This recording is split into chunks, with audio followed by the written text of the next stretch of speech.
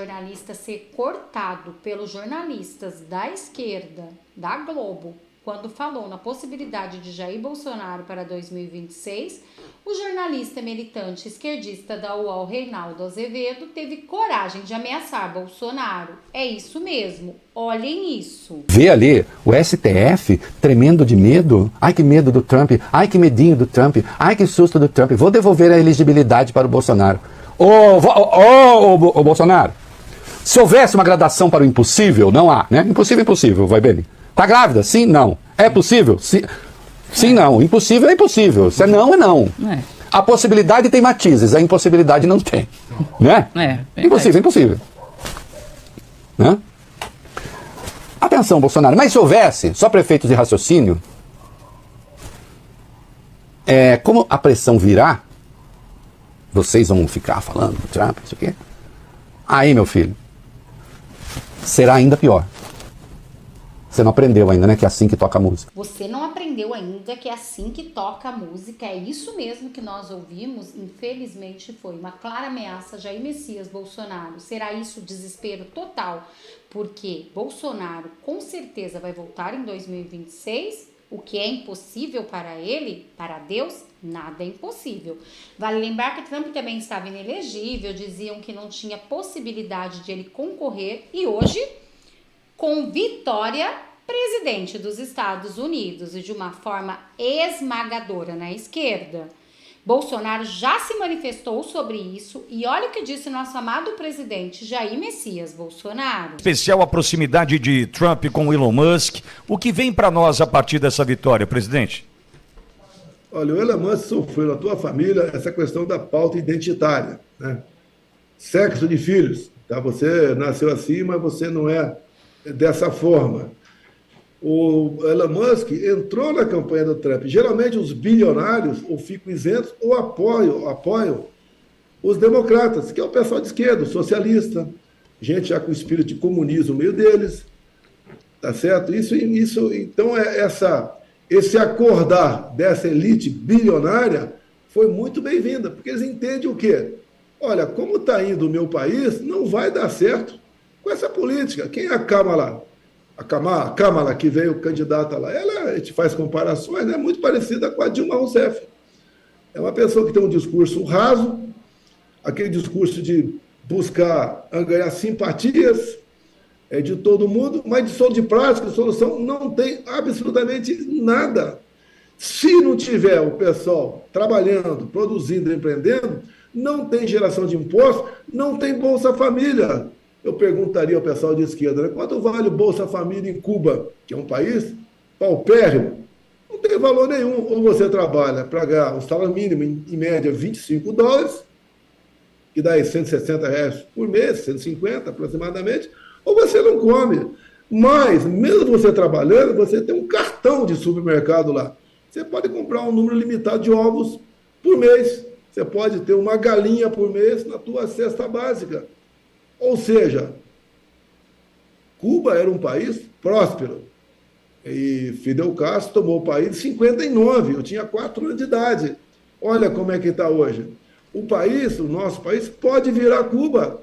Se nós não tomarmos cuidado, não nos informarmos, onde eu sempre digo, né, que a Bíblia é a caixinha de ferramenta do ser humano. Deixo claro que sou cristão, não sou padre nem pastor, mas admiro padres e pastores. A grande maioria esmagadora são pessoas de bem no Brasil. Está escrito na Bíblia lá, por falta de conhecimento, meu povo pereceu. Se nós não tomarmos conhecimento de como as coisas são, você vai pagar um preço alto dessa tua negligência. Disse no começo, a população mais idosa compareceu mais nos Estados Unidos. Você pode ver o TSE aqui, interferindo nas nossas eleições, fez uma campanha para jovens de 16, 17 anos tirar o título de eleitor em 2022. Não fez campanha para o idoso reavivar o seu título de eleitor e comparecer às sessões. Fez para o mais jovem, por quê? Porque o mais jovem, 70%, 80%, vota na esquerda. Se 4,5 milhões de jovens tiraram o título, é só você botar 70%, 80%, a diferença, né? 70%, 80% votou na esquerda. O restante, 20% ou 30%, votou na direita. Ou seja, 1,5 milhão de votos, quase 2 milhões de votos, só nesse trabalho do TSE, serviu para levar o jovem a votar, mas votar erradamente. Deputado, então começamos focando na CPI. Como é que está esse processo? Quantas assinaturas já tem esse requerimento?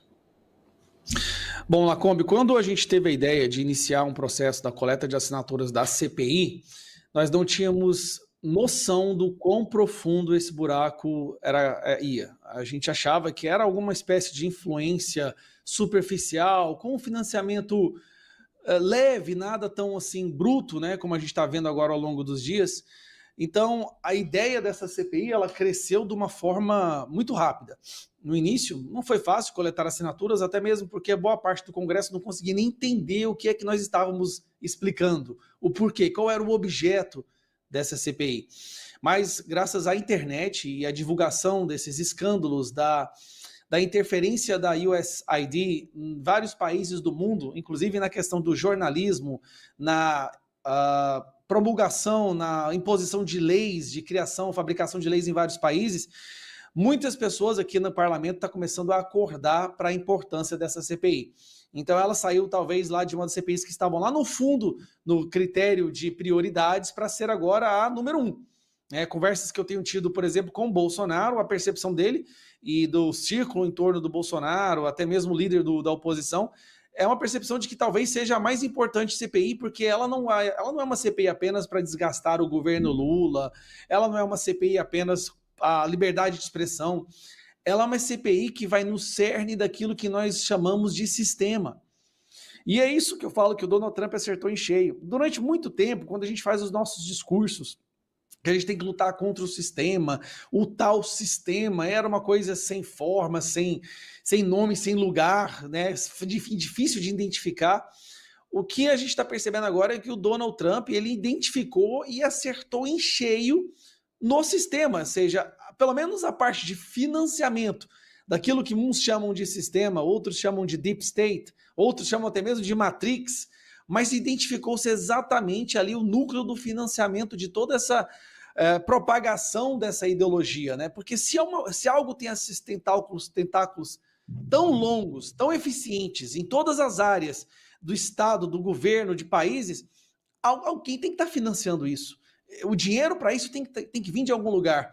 E através das notícias que a gente teve recentemente, graças ao Doge do Elon Musk, que fez um pente fino em todos os gastos do governo, foi identificado, vem justamente, não só, mas um dos principais, é o USAID, né? E inclusive um comentário que você fez no início do programa, que, assim, durante toda a história dessa agência se falava USAID, mas eu reparei que a nova administração está usando USAID justamente para desvencilhar do nome original, que era para ser aid de ajuda, né? Eu sei que é a Agência Internacional de Desenvolvimento, mas o objetivo era criar a ideia de que é uma humanitária, é para ajudar as populações, as democracias, os países, mas não tem nada de ajuda. Na verdade, ela contribuiu muito para que países permanecessem na miséria, ela contribuiu inclusive para o tráfico de drogas, contribuiu para o cultivo de ópio no Afeganistão, e tudo isso está vindo à tona através de documentos. Agora, a CPI, já estamos com... Até a última vez que eu olhei, eram 98 assinaturas. Lembrando, nós só fizemos a coleta de assinaturas mesmo nessa terça e quarta-feira. As sessões voltam nessa terça-feira agora, a gente vai partir para cima de novo, buscando novas informações, novas assinaturas, mas um obstáculo que a gente está encontrando, pelo menos ali nos deputados do centro, é de não entenderem exatamente o que é que está acontecendo. Eles não conseguem entender a magnitude do que está acontecendo. E, em grande parte, isso está acontecendo porque se vê um esforço impressionante da imprensa brasileira em não falar nada.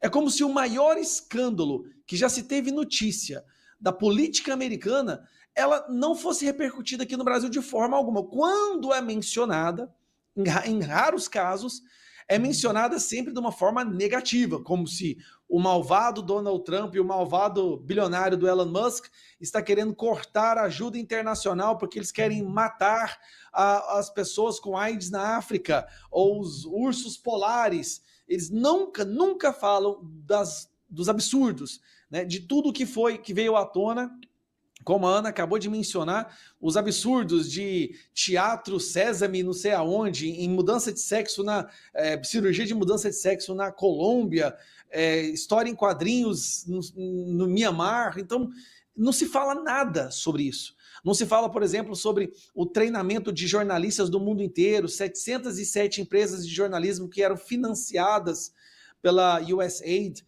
Não se fala, inclusive, aqui do Brasil, que informações que a gente teve recentemente e que vale a pena chamar a atenção, e a Ana falou uma coisa muito certa.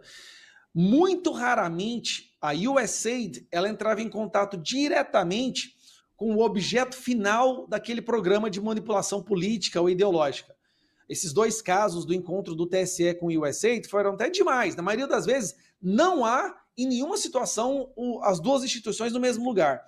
Você usa ali uma cadeia de ONGs que servem como links. Você passa o dinheiro para uma ONG e essa ONG vai trabalhar para aquele propósito que a USAID determinou em determinada região. Então, aqui no Brasil, por exemplo, as checadoras de fatos do Brasil, e a lista está aqui, ó, Aos Fatos, Agência Lupa, Comprova, elas recebiam dinheiro da USAID. Essas agências foram usadas pelo TSE e pelo Supremo Tribunal Federal para determinar o que se poderia ou não ser dito no Brasil, o que era o que não era verdade. Então, o trabalho em conjunto funcionava assim. O Suprema Corte, o Tribunal Superior Eleitoral, intimidava as big techs, as plataformas de redes sociais, dizendo que se ela não encontrasse uma forma de conter a desinformação, elas seriam penalizadas, teriam multas, poderiam ser suspensas no Brasil. E aí eles oferecem a solução. Olha, tem uma solução. Cria aí uma parceria com a Fatos, a Agência Lupa e Comprova, deixe que essas agências determinem o que é o que não é verdade. Lembrando, essas agências recebendo dinheiro da USAID. Foi assim que a USAID conseguiu o dinheiro americano, dos pagadores de impostos americanos, começou a determinar o que se poderia e o que não poderia ser dito no Brasil. E aí, quando essas agências divulgavam que algo era falso, agências financiadas pelos Estados Unidos, pela USAID, o STF e o TSE usavam essas decisões para processar e criar inquéritos e muitas vezes suspender perfis, dar multas e até, como a gente está vendo agora, caçar deputado federal. Então, assim, é um trabalho que é uma sintonia, uma sinfonia, numa sintonia impressionante que, a olhar pela superfície, não tem nada de errado. Mas se você gastar 10 minutos analisando e seguindo, né, follow the money, e seguindo o dinheiro, você vai perceber que não só USA, Departamento de Justiça, Endowment for Democracy, até o Departamento de Defesa, usaram muito dinheiro do pagador de impostos americano para influenciar na nossa política. E é onde o Mike Pence falou. Se a USAID não tivesse interferido nas eleições, muito provavelmente Bolsonaro teria sido eleito. A liberdade de expressão no Brasil não estaria morrendo como ela está agora, pelo menos com essas informações, e vai levar tempo até explicar exatamente para aqueles deputados do centro, nós vamos conseguir as assinaturas, né? Faltam 70, a gente já passou da metade, e quando essa CPI foi instaurada, lembrando que há dois flancos acontecendo, na Câmara dos Deputados e no Senado também, que é um lugar muito mais fácil de conseguir as assinaturas necessárias. Qualquer um desses 2 lugares que consigam as assinaturas e levar adiante essa investigação, você pode ter certeza que com a parceria que nós temos agora com a administração americana para fornecer os documentos necessários, nós vamos escancarar um dos maiores esquemas de manipulação do debate político que o Brasil já viu na história. Isso com certeza vai afetar muitas eleições de 2026.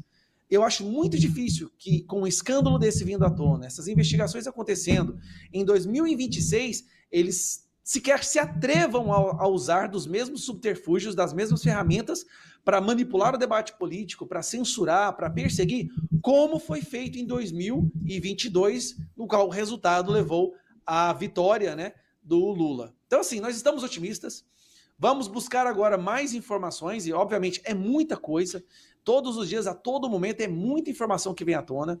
Já se percebeu uma influência, né, um impacto disso aqui no Brasil. O Mike Pence acabou de publicar, enquanto eu estava escutando a Ana, eu vi uma publicação dele dizendo, olha, USAID fechou as portas na sexta-feira, Brasil termina a censura contra o Rumble no domingo.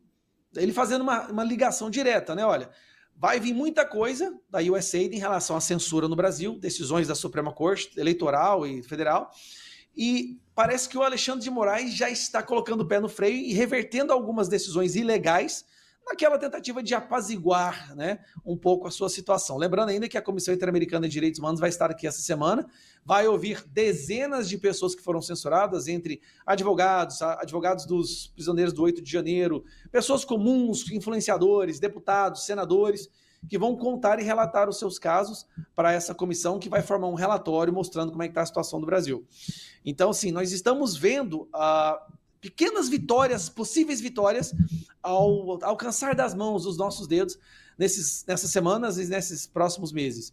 O que a gente deve continuar fazendo é trabalhar intensamente pelas assinaturas, para poder levar ao pessoal, né, ao Pedro Vaca, ao pessoal da Comissão Interamericana, a verdade do que está acontecendo aqui, que esse relatório possa chegar a autoridades internacionais e tribunais internacionais e que seja escancarado. O primeiro passo que eu acho que a gente tem que ter, o foco nosso agora, é escancarar de forma inequívoca o que está acontecendo no Brasil.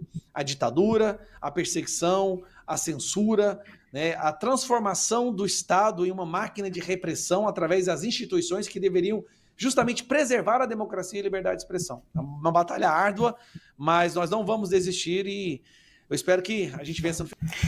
Pois é, o deputado citou aí 2 pontos que a gente vai trazer agora para a nossa conversa. Então, né, a chegada da turma da Relatoria de Liberdade de Expressão da Comissão Interamericana de Direitos Humanos ao Brasil. Começa uma visita hoje, e essa visita vai até sexta-feira, então poucos dias antes dessa visita, né, perfis das redes sociais bloqueados pelo Alexandre de Moraes, do Supremo Tribunal Federal, voltaram a funcionar. Uma das contas é a do influenciador Monark, que também está aqui nos Estados Unidos e foi restabelecida por ordem do ministro do STF. Há registros ainda do retorno no Brasil de outras páginas, ou desbloqueio no Brasil, né, como as dos jornalistas Guilherme Fiuza e Bernardo Kister, e também a página do empresário Luciano Hang. E ainda não se sabe se essas contas, desses 3 que eu citei, Fiuza, Kister e Hang, também foram liberadas por Alexandre de Moraes, consta, mas pode ser realmente um indício de que algo está mudando, né? Ou como diria Tino Marcos, sentiram. Como disse o deputado, né, nós temos motivos para ficarmos cautelosamente otimistas. Nós temos que saber que desse pessoal tudo é um cálculo estratégico, né, pode ser um recuo tático de quem está entendendo que o jogo mudou, que os ventos vindo de fora dos Estados Unidos estão muito fortes e que tem provas, né, e estão tentando suavizar um pouquinho na visita aí do senhor Vaca, tentar mostrar que não é bem assim. Agora, vamos lá, né? A minha conta, por exemplo, continua bloqueada, né? O Mike Pence, essa mensagem que o deputado mencionou agora, eu tinha mandado aqui para o Franco. Franco, pode, quando eu falar, se tiver a imagem aí, você já pode jogar, tá? Porque ele tinha colocado exatamente isso, né? Quer dizer, o Rumble decidiu voltar para o Brasil, operar no Brasil, né? Isso não parece algo fortuito, fruto apenas de coincidência. Então, sim, sem sombra de dúvidas, nós temos aí um clima diferente. Nós temos uma matéria, por exemplo, na Veja, está aí também, já mandei, né, dizendo para auxiliares de Lula, Moraes deveria reavaliar viagens aos Estados Unidos. Qualquer juiz federal pode mandar prendê-lo se pisar lá. Eles querem se vingar do Alexandre, diz um auxiliar do Lula. Quer dizer, olha como o mundo não dá voltas, ele capota, né? Então, é um negócio que está mudando rápido. Aliás, parênteses, o governo americano confiscou uma segunda aeronave do ditador Nicolás Maduro essa semana. Então, eu venho falando, né? E a Ana está coberta de razão, na minha opinião, de alertar contra esse clima do tic-tac, 72 horas. Tem gente que explora essa esperança, né, essa empolgação, às vezes, natural nas pessoas, quando elas veem ali uma luz no fim do túnel e que não necessariamente é o trem alexandrino vindo nos atropelar. Então a gente tem direito, a gente tem motivo para estar mais otimista com essa mudança de postura. Mas isso não vai ser algo vencido da noite para o dia. Isso é algo que vai exigir um trabalho de muita gente ainda, né? Eles estão dando um recuo tático. Talvez, querendo ser mais otimista aqui, eles comecem a falar em anistia daqui a pouco. Hoje eles estão sem anistia, mas já está o próprio Hugo Mota, vamos falar disso, dizendo, gente, não houve golpe. Né? Então, daqui a pouco, quem vai estar falando em anistia é a turma que realmente cometeu crimes e deu um golpe. Vamos ver. Né? Eu não quero, Lacombe, e é importante destacar isso aqui, porque eu sou um dos perseguidos e continuo, né, censurado, então talvez ele vá resolver me indiciar, pelo visto, porque ele está tentando acelerar o processo, né, os inquéritos e tudo. Eu continuo com a conta com essa mensagem quando entro, mas o fato é o seguinte, eu não quero vingança, eu não quero vendetta, eu não quero nem mesmo alimentar nenhuma amargura em relação ao Alexandre de Moraes e seus cúmplices.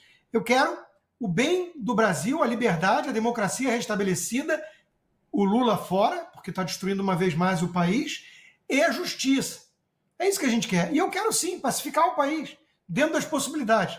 Nunca aceitei pacificação sob a mira de uma arma, a gente virando escravo. Isso não é pacificar, isso é escravidão. Mas pacificar o país, tentar virar um pouquinho essa página toda do que a gente está vivendo, de coisas tão sem precedentes e fora da curva, eu espero muito que a gente consiga fazer isso um dia. Mas eu tenho algumas certezas. Eu tenho certeza que com o Lula como presidente isso é impossível e com Alexandre de Moraes como ministro do Supremo também. Eu sei que ele teve cúmplices, eu sei que ele não agiu sozinho, ninguém é bobo, ninguém é ingênuo, mas a política é feita de simbolismos. Em algum momento, o sistema, e eu já fiz essa análise em vários momentos, em alguma hora, o sistema vai ter que avaliar que o custo de manter o Alexandre de Moraes, com tudo que ele simboliza e representa, ficou alto demais. Alto demais no nível de o Brasil poder sofrer sanções econômicas. No nível de amanhã chegar um embaixador americano para conversar com o senhor Alcolumbre, que foi eleito para o Senado, e falar assim, senhor Alcolumbre, o senhor está ciente que o senhor pode pagar na física com o que está acontecendo? Senhor Barroso, o senhor gosta de Key Biscayne, o senhor gosta de flanar e fazer compras, não em Caracas, não em Havanas, mas no Sawgrass, ali pertinho do Constantino, a gente sabe disso. Não precisa da CIA para dizer isso. Então, vamos lá. O senhor quer perder isso mesmo? Porque isso vai acontecer, Lacombe. Esse pessoal não vai mais poder ter vida. Eles já não podem, né, flanar por Lisboa, porque o próprio Gilmar Mendes é hostilizado em praça pública em Lisboa. Eles não têm mais vida. E isso vai começar a acontecer geral, porque, de novo, está vindo à tona o que eles fizeram com provas documentadas. Então, me parece, sim, que o sistema vai agir de forma muito rápida para tentar apagar alguns incêndios e cortar alguns fios desencapados. Agora, o que isso vai realmente resultar, só Deus sabe, o tempo dirá, mas que o Alexandre de Moraes não deve estar tranquilo, não deve, porque ele sabe o que ele representa, ele sabe também que ele não agiu sozinho, mas ele sabe com quem ele agiu. E que os comparsas dele não dão fio sem nó, não dão ponto sem nó.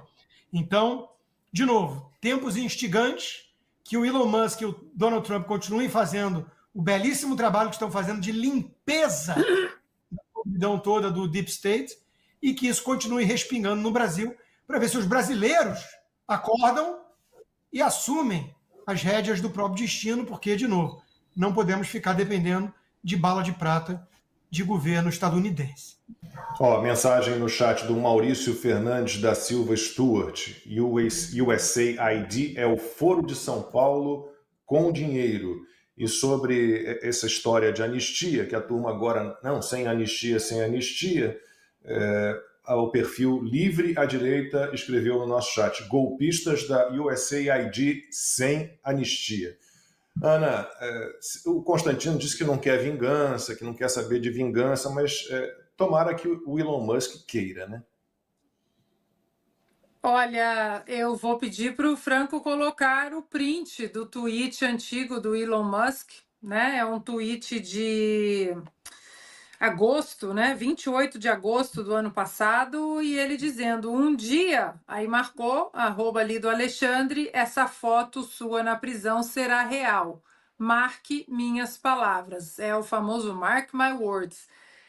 Aqui o Elon Musk ainda não estava completamente dentro da campanha do Donald Trump, e agora o Elon Musk ele faz parte do governo Donald Trump. E aí isso tudo, esse imbróglio todo que nós estamos vendo, o Gaia estava comentando, né, sobre a CPI, sobre as assinaturas, e tem muita gente ali no Centrão que ou não está entendendo e alguns fingindo, né, que não estou entendendo ainda. Mas a questão agora é que quem apoiar ou não apoiar, quem quiser sabotar a investigação da Câmara no Brasil em relação a recursos públicos americanos desviados para ações inconstitucionais no Brasil, agora independe de quem vai apoiar ou não, porque esse assunto é o assunto principal dos Estados Unidos da América, então as coisas elas virão à tona. O Centrão apoiando ou não uma investigação correta no Brasil, tudo virá à tona. Né? Vai demorar, os nós eles estão complicadíssimos, como eu comentei falei no meu primeiro comentário. As duas conversas que eu tive ontem também, Lacombe, são pessoas que não trabalham no mesmo lugar, né? Um é um assessor do Congresso, o outro é um articulista do Partido Republicano. E vejam vocês, as duas pessoas que não se comunicam também tocaram no assunto daqueles navios iranianos atracados no porto do Rio de Janeiro em fevereiro de 2023. A gente vem falando muito deles, o senador Ted Cruz especificamente não engoliu essa história, fez um comunicado oficial na época, tocou no assunto algumas vezes ao longo de 2023 e 2024 em comissões especiais do Senado americano, mas tem uma coisa que as pessoas precisam entender, que não é em relação à provocação ou sanções ao governo do Lula. No primeiro mandato do Donald Trump, havia um inimigo muito, muito bem estabelecido daquela administração, e não era a China, era o Irã. Donald Trump colocou o Irã como o inimigo número 1 dos Estados Unidos, congelou recursos que deveriam ter ido para o Irã.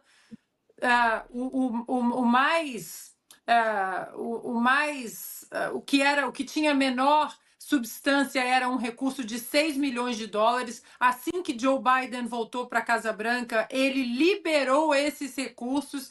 E aí, né, do dia para a noite, o Hamas começou a atacar, o Hezbollah. Por quê? Porque são grupos financiados exatamente pelo dinheiro iraniano. E Donald Trump declarou guerra ao Irã no primeiro mandato. Então, agora, ele vai procurar, ele vai fuçar em todas essas peças que ligam ao Irã.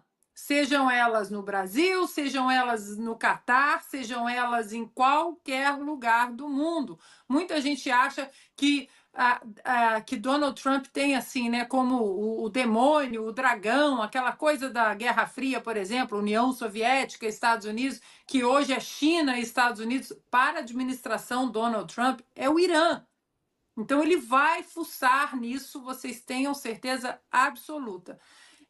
E aí, sobre as nossas investigações no Brasil, eu repito, é melhor todos aqueles que estão pensando se vão entrar, apoiar a investigação liderada brilhantemente pelo deputado Gaia, para aqueles que estão pensando ainda, eu acho melhor vocês entrarem agora, porque depois tudo vai ser exposto de uma maneira visceral pela administração do Donald Trump. E aí eu acho que vai ficar feio para quem não estiver dentro desde o começo querendo investigar. Não é condenar, não. É investigar o que aconteceu no Brasil com a interferência dessas ONGs, através da interferência dessas ONGs ligadas à USAID, ou USAID, como